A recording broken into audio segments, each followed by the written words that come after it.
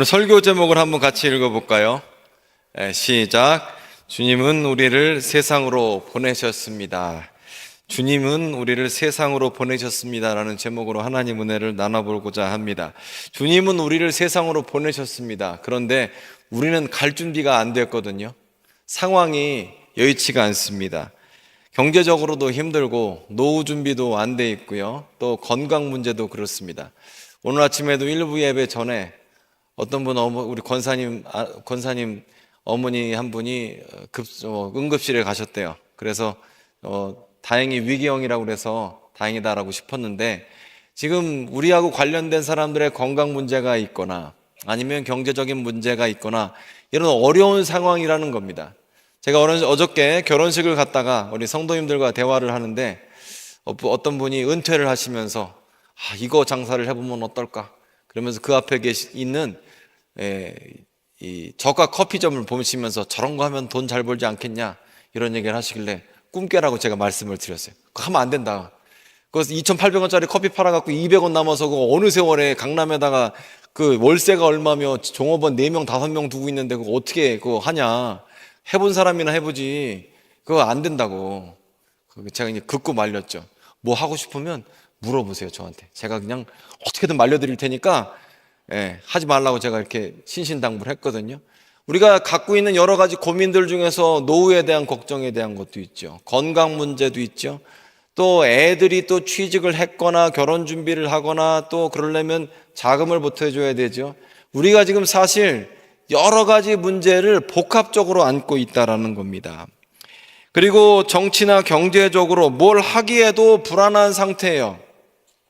그런데 이런 우리에게 주님께서는 너희를 세상으로 보내겠다라고 말씀을 하셨습니다. 세상으로 가라, 내가 너희를 보낸다라고 말씀하신 거죠. 그런데 우리 자신을 보면 너무나 연약하죠. 뭐 준비된 것도 없죠.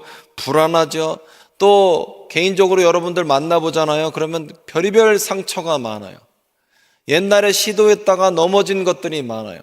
그래서 가기가 어렵습니다 라고 말씀을 하시는 거죠.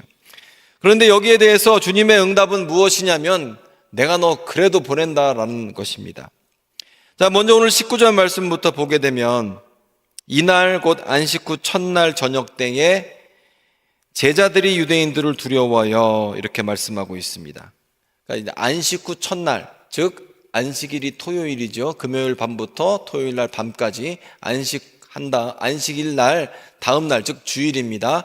주일날 제자들이 모였습니다. 그리고 제자들이 모여 있는데 제자들의 심리 상태는 어때요? 지금 두렵다는 겁니다. 몇 가지 두려운 이유가 있는데 첫 번째 두려운 이유는 리더가 없는 모임인 거예요. 리더가 없다는 건 굉장히 리스크가 크거든요. 우리가 얼마 전에 베네수엘라 대통령 마두로가 잡혀갔어요. 그런 다음에 베네수엘라가 순식간에 정권이 무너졌어요. 그리고 물론 마두로하고 가까운 사람이 지금 정권을 지금 운영하고 있습니다만 이 리더 하나가 있고 없고가 엄청나요. 또 오늘 아침에 보니까 아야톨라 호메이니가 죽었다 뭐 이런 속보가 나왔는데 사실인지 아닌지는 모르겠어요. 그렇게 주장하고 있으니까. 그런데 아야톨라 호메이니 같은 경우는 죽어도 큰 문제 없을 것 같아요. 왜냐하면 40년 이상 국정을 운영했기 때문에 아마 후계자나 다른 리더들 대체할 만한 사람이 있을 거라고 봅니다. 하지만 예수님과 함께 있던 이 제자 무리들의 경우에는 리더가 없다라는 건 굉장한 리스크예요. 지도자가 없다는 건 정말 엄청난 거거든요. 사실요, 리더만 있어도 이 어중이 떠중이가 같이 힘을 보태요. 그런데 리더가 꺾어지고 나면 다 무너져요, 각자가. 그리고 자중질환 나서 서로 싸우는 경우가 많습니다. 역사적으로 이런 예가 많죠. 뭐 삼국지에 원소도 죽고 나서 그 아들들이 싸워서 망했고, 나중에 진나라도 위진남북조 시대 때 진나라도 뭐 12명의 황장과 뭐 16명의 황장과 그래서 싸우다가 망하고, 또 몽고도 마찬가지입니다. 원나라도 왕자들끼리 싸우다가 망하고, 리더가 없다는 건 굉장히 불안한 상태거든요. 예수님의 제자들 가운데 지금 선생님이 안 계시기 때문에, 우리 주님이 안 계시기 때문에 지금 불안한 상태입니다. 뿐만 아니라 제자들 어떤가요? 마음에 죄책감이 있죠. 예수님을 욕하고 저주하고 떠난 베드로가 그 가운데 있죠. 예수님이 위기 가운데 있을 때 제자들 다 목숨을 위해서 도망가 버렸습니다.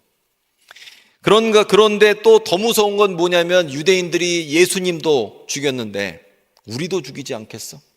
그러니 제자들은 모여 있으면서 문을 굳게 잠갔습니다. 제자들 상황이 좋지가 않아요. 상처가 있고요, 죄책감이 있고요, 두려움이 있습니다.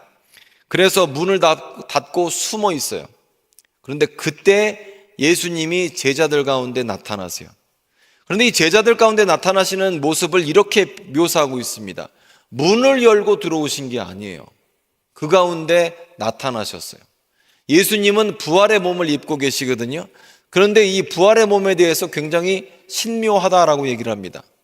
뭔진 모르겠는데 우리처럼 살이 있고 만져지기도 하는데 또 그것을 초월한 어떤 것이다라는 것이죠. 우리가 사도신경을 할 때 몸이 다시 사는 것과 이렇게 우리가 사도신경 할 때 얘기하죠. 예수님처럼 우리가 부활의 몸을 입게 될 것을 믿는 사람들이 예수 믿는 사람이에요. 우리는 부활의 때에 영이 사는 게 아닙니다. 몸이 사는 거예요. 제가 예전에 신학교 다닐 때 핑클의 성률이 아버지가 성종현 교수거든요. 이분이 굉장히 유명한 교수님이에요. 지금도 그 신약 총론인가 이만한 책을 갖다 쓰셨는데 이분이 은퇴는 하셨지만 그 책을 보게 되면은 사람이 똑똑하면은 그래프를 잘 그리잖아요. 도표나 이런 걸. 정리를 깔끔하게 하는데 이 성종현 교수 책 특징이 뭐냐면 이 도표가 많아요. 보기가 굉장히 편합니다.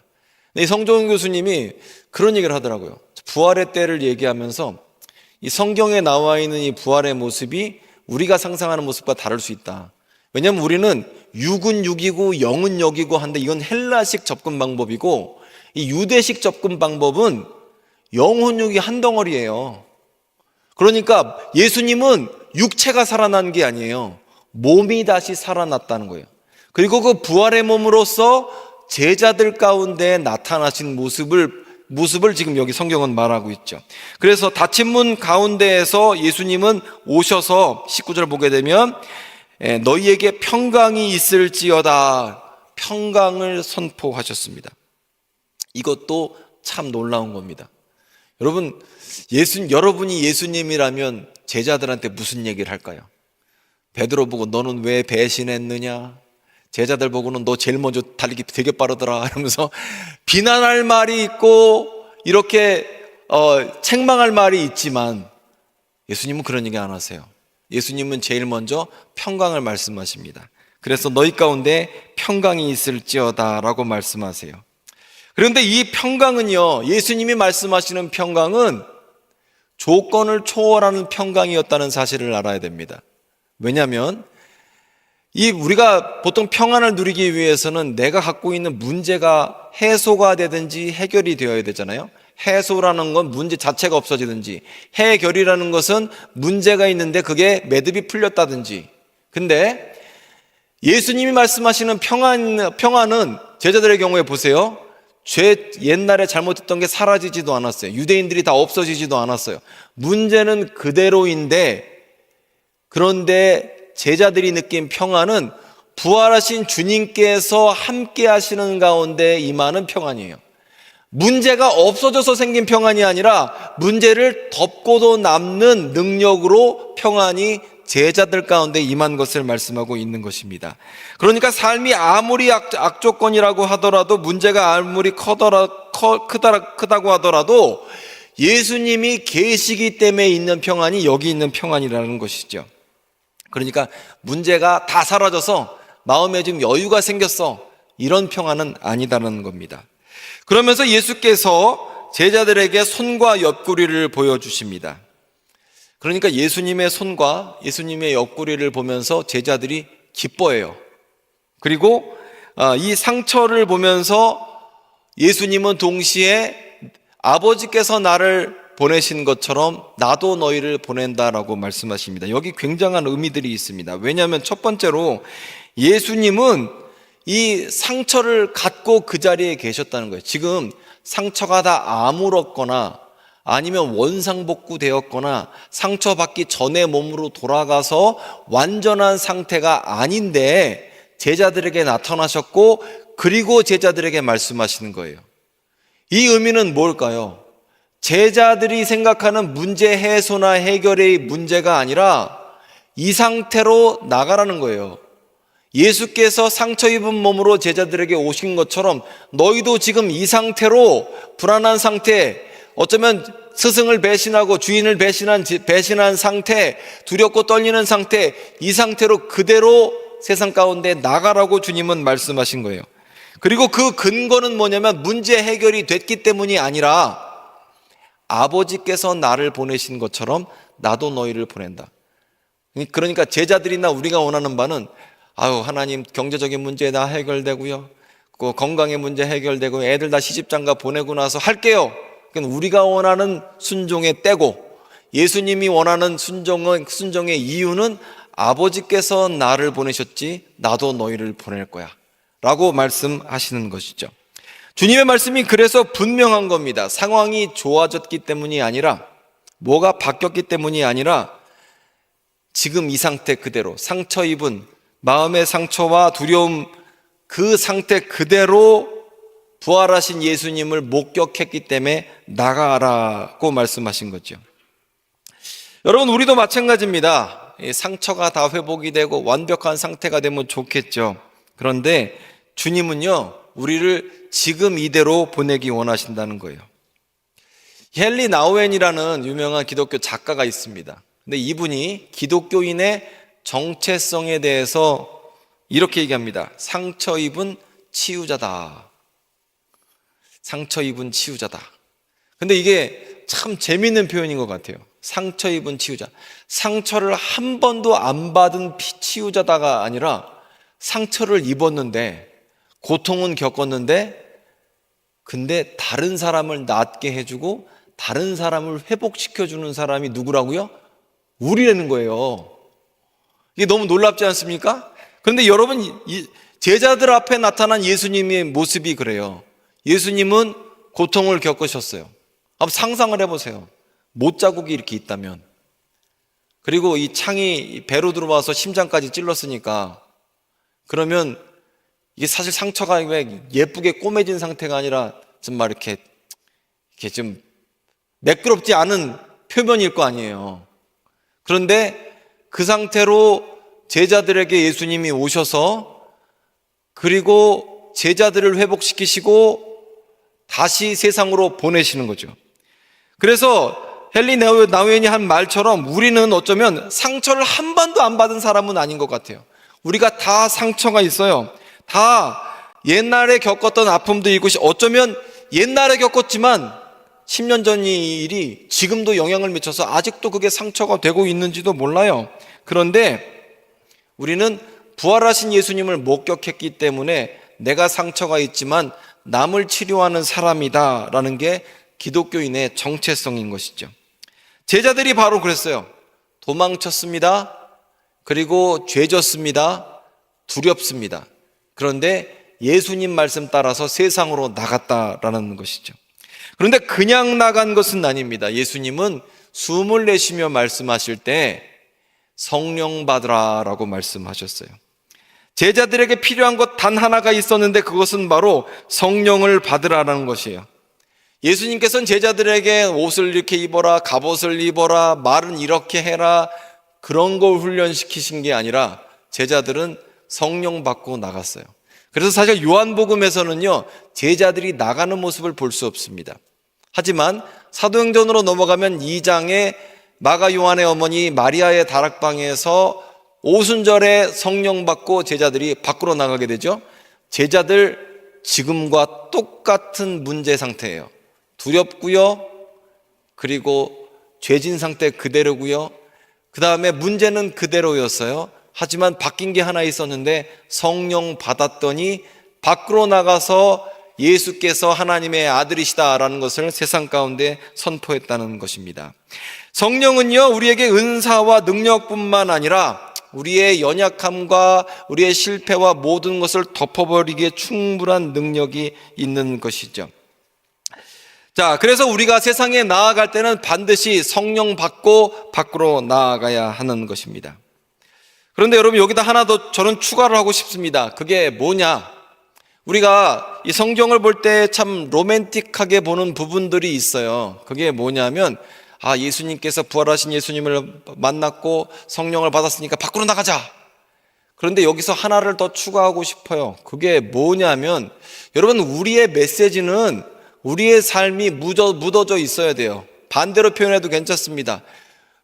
복음은 우리의 삶이 묻어져 있어야 되고, 그러니까 우리가 전하는 메시지가 우리가 삶은 그렇게 살지 않으면서 말로만 해서는 설득력이 없다라는 겁니다. 여러분, 복음이 능력이 되려면 우리가 말씀대로 살려는 노력, 도전을 해야 하는 것이죠. 그런데 그렇지 못하다면 우리가 전하는 메시지는 힘이 없게 되는 거예요. 제가 며칠 전에 유튜브에서 이렇게 뭐가 하나 떴어요. 그래서 봤어요. 그랬더니 어떤 교회가 너무너무 부흥이 된다는 겁니다. 코로나 때에도 이 주일학교가 막 부흥했고, 그 다음에 그 전교인이 뭐 50세 이하가 뭐 80%래나? 그 교회는 50세 이하만 80%인가 그렇대요. 다 젊은 사람들만 오는 교회라고 얘기하고 있고, 그리고 뭐 자기네 프로그램을 자랑하고 있는데, 제가 듣고 있다가 참 부럽다 이런 생각을 하다가 나중에는 막 시기가 나고 막 짜증이 막 나더라고요. 막 화가 났어. 그걸 보면서 좀 뭔가 꼴보기 싫고 그랬습니다. 근데 제가 그 목사님 얘기를 딱 들어보면서 첫 번째로 그 목사님이 말하는 것 중에서 제가 모르는 게 단 한 개도 없어요. 다 아는 거예요. 우리 교회랑 다를 게 하나도 없어요. 여러분, 정말 잘 되는 이 교회랑 정말 힘든 교회랑 다른 점이 뭘까요? 설교가 다를까요? 성경이 다를까요? 성령 하나님이 다를까요? 예수님이 다를까요? 하나님이 다를까요? 기도의 대상이 다를까요? 아니, 주일날 나오는 메시지와 우리 장로님도 기도 잘하셨지만 기도와 모든 봉사가 아마 동일할 겁니다. 다를 수가 없어요. 근데 뭐가 하나 다른 거예요? 성령 받은 사람들이 그 말씀대로 살아가려고 몸부림쳤던 그런 그 믿음의 노력들이 있기 때문에 어느 교회는 잘 되고 어떤 데는 힘들겠죠. 근데 여러분, 우리의 삶도 저는 마찬가지라고 생각해요. 주님께서 우리를 보내신다고 그러면 세상에 나가는 것까지는 해요. 근데 참 어려운 건 내가 그 말씀대로 살아가려고 노력하고 주님 뜻대로 되려는 그런 몸부림이 있느냐, 그것에 따라서 어쩌면 우리의 삶이 임팩트가 있기도 하고 능력이 있기도 하고 아니면 그냥 말에서 끝날 수도 있다라는 것이죠. 여러분 가정에서, 여러분 직장에서, 여러분과 가장 친한 사람들 사이에서 여러분이 믿음대로 회개하고 용서를 구하고 그 다음에 어떤 그 평화자로서 그곳에 있느냐, 아니면 말은 말대로 하고 비즈니스는 비즈니스다 이렇게 사는 거하고 다르다는 거예요. 그런데 여러분, 하나님께서는 우리를 세상에 파송하셨다라는 겁니다. 자, 그렇기 때문에 여러분, 우리의 삶을 좀 되돌아보면서 이 말씀을 짚어봤으면 좋겠는데, 먼저 우리가 주님 말씀대로 순종하려면 믿음이 필요합니다. 이게 어려워요. 제가 참 사람들을 많이 만나기도 하고 신방도 하기도 하는데, 오늘 말씀이 굉장히 저는 공허하기 쉽다고 봐요. 대부분의 성도들이 자기 문제 해결하는 것, 자기 기도에서 벗어나지 못합니다. 그러니까 우리 애들 건강, 뭐 경제적인 부분들, 그 문제에서, 그리고 제가 봐도 그 문제가 되게 심각한 경우가 많거든요. 저분은 진짜 너무 어려운 상황이다. 제가 신방을 하면서도 그렇게 느껴질 때가 있어요. 그러니까 내 문제와 내 어려움 가운데에서 버거우니까 거기서 허우적대다가 그러다가 그냥 인생이 끝나는 거예요. 너무 안타깝지 않습니까? 그런데 제가 믿음이라고 말씀드린 건 뭐냐면, 예수님께서는 지금 그 자리에 손에 못자국과 배에 창자국을 가지신 채로 오셔서 성령 받고 나가라고 말씀하시는 거예요. 우리의 사정에 정상 참작을 해주겠다가 아니라 오히려 먼저 그의 나라와 그의 의를 구할 것을 주님은 말씀하시는 거예요. 이걸 먼저 하면 나머지가 된다는 거예요. 이게 믿어지냐고요? 안 믿어진다고 할 줄 알았어요. 지금 아무도 아멘 안 해서. 제가 오늘 말씀을 저한테 좀 대입을 해봤어요. 주님이 저보고 밖으로 나가라. 근데 좀 어렵더라고요. 솔직히 어렵더라고요. 왜냐하면 첫 번째로 좀 예수님 빚이 없는 교회로 이 말씀을 주시면 안 될까요? 빚이 없는 교회, 그다음에 좀 성도들도 많은 교회에 이 말씀을 주시면 안 될까요? 우리처럼 좀 이렇게 복잡한 교회 말고, 그리고 또 좀 팔자 편한 교회에다가 이 말씀을 주셔서 은혜 받고 많이 일하면 안 될까요? 나 말고 다른 사람 하면 안 될까요? 이런 말이 그냥 저절로 나오더라고요. 근데 여러분, 오늘 말씀에서 우리 주님은 어떠냐면, 상황이 어렵다, 악조건이다, 내 삶도 쉽지 않다. 근데 여러분, 우리 주님께서는요, 그 자리에 부활의 몸을 입고 오셔서 너희에게 평강이 있을지어다 말씀하세요. 주님이 주시는 평강은 어떤 평강이라고요? 문제 해결이 전제된 평강이 아니라 예수님 때문에 있는 평강인 거예요. 그 평화는 얘가 문제가 없어졌기 때문에, 사라졌기 때문에, 문제가 풀렸기 때문에, 문제가 아무것도 아니기 때문에가 아니라 문제에도 불구하고 예수님께서 계시기 때문에 있는 평안이다라는 거예요. 그리고 어쩌면 예수님의 상처 가운데는 이 상처가 끝이 아니라, 십자가에서의 죽으심이 끝이 아니라 십자가에서 죽으심이 시작전이기 때문에 그 자리에 우리를 초청하고 계시는지 모른다라는 겁니다. 그렇기 때문에 여러분, 저와 여러분 삶에서 주님은 나가기를 말씀하고 계세요. 움츠러들지 말라는 거예요. 여러분, 제가 오늘 설교를 갖다 지금 3번째 하잖아요. 설교를 1부 때도 하고 2부 때도 하고 3부 때도 했는데 자꾸 이상한 게 자꾸 떠올라요. 그게 뭐냐면, 여러분 모습들이나 제 모습이 이 방 안에 갇혀 있는 모습으로 자꾸 보여요. 꼼짝 못하고 제자들처럼 두려워서, 아니면 죄책감 때문에 꼼짝 못하고 있는 모습이 자꾸 보여요. 아무것도 안 하고 있어요. 겉으로는 돌아다니는 것 같은데 영적으로는 매여 있어서 꼼짝 못하고 있어요. 그런데 꼼짝 못하고 있는 내 삶에서 예수님이 나타나셔서 평강이 있을지어다 라고 말씀하시고, 손에 못자국, 배에 창자국을 보이시면서 성령 받고 나가라고 말씀하시는 거예요. 근데 그 나가려면, 내가 걸어잠근 문을 갖다가 다시 열려면 믿음이 필요해요. 믿음이 없으면 문을 열어 제낄 수가 없어요. 주님은 명령하시는데 나가고 안 나가고는 저와 여러분 선택이라는 거예요. 여러분, 주님이 여러분 삶에 지금 말씀하고 계세요. 여러분 지금 만약에 두려우십니까? 아니면 걱정이 많으십니까? 삶의 문제가 많으십니까? 주님께서 여러분에게 평강을 끼치셨고, 여러분 앞에 부활하신 예수님이 나타나셨는데 문빗장을 다시 열지 말지는 여러분에게 결정이에요. 여러분 결정인데, 주님은 나가라고 말씀하셨고, 그리고 나가면 문제는 해결되는 거예요. 여러분, 성경을 보게 되면 예수님은요, 참 모자란 사람들 갖고 일하셨어요.